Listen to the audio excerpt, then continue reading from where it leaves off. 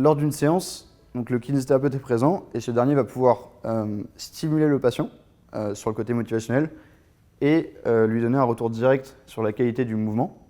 Mais qu'en est-il lorsque le kinésithérapeute n'est pas là et que le patient est en auto-rééducation, donc doit faire des exercices en autonomie?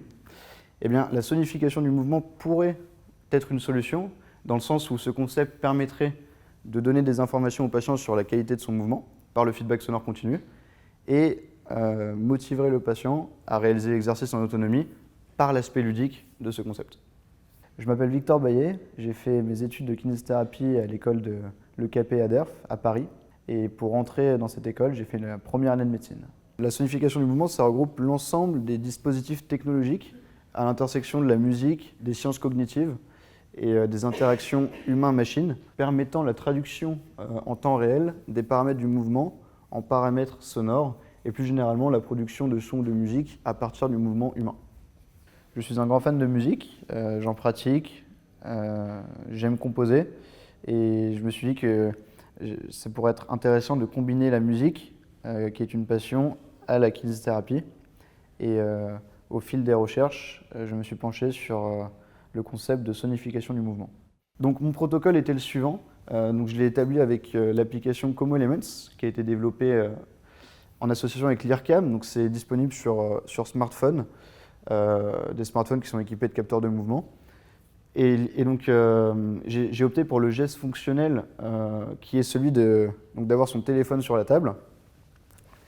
Donc, le patient a le téléphone sur la table en face de lui. Il doit le saisir et l'amener à son oreille. Et un premier son est émis jusqu'à ce que, pendant le premier mouvement, donc tout au long du mouvement, tout au long du déroulement. Et ensuite, il le repose sur la table, donc le mouvement retour. Et un deuxième son différent est émis tout au long du mouvement retour.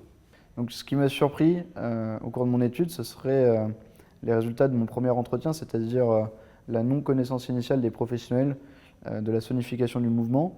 En effet, j'ai pu noter qu'il y avait une confusion entre la notion de rythme et de qualité du mouvement. Deux axes de travail en sont ressortis sur le travail du mouvement qui sont d'une part la vitesse et d'autre part la qualité. Donc la vitesse en mettant en place un rythme et la qualité en mettant en place la sonification du mouvement par le feedback sonore continu. Donc j'en arrive à mes résultats. Donc 3 kinésithérapeutes ont accepté de participer à mon étude, 3 kinésithérapeutes exerçant en cabinet libéral. Je leur ai posé la question s'ils y verraient une potentielle utilité avant d'appliquer le protocole. Et donc il en ressort, je cite, une meilleure intellectualisation du mouvement, meilleure activation de la zone motrice du cerveau. Et concernant le potentiel aspect motivationnel sur le patient, donc je cite, par exemple, l'aspect ludique va contribuer à optimiser l'intensité d'exercice où le retour sonore encourage le mouvement. Donc, à la suite de mon étude, la piste d'utilisation de la sonification du mouvement dans un cadre d'auto-rééducation est ressortie.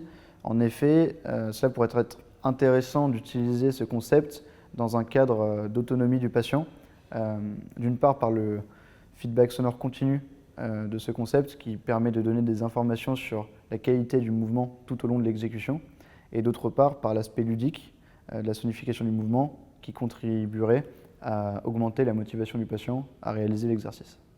Meilleur sera la motivation, plus on pourra travailler avec de l'intensité et la répétition du mouvement, ce qui va être bénéfique pour l'optimisation de la plasticité cérébrale, et enfin une meilleure récupération post-AVC.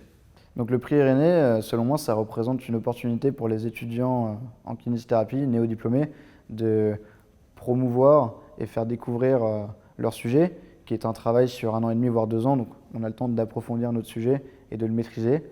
Et ça permet aussi de montrer la diversité des champs d'application de la kinésithérapie, car aucun mémoire ne se ressemble.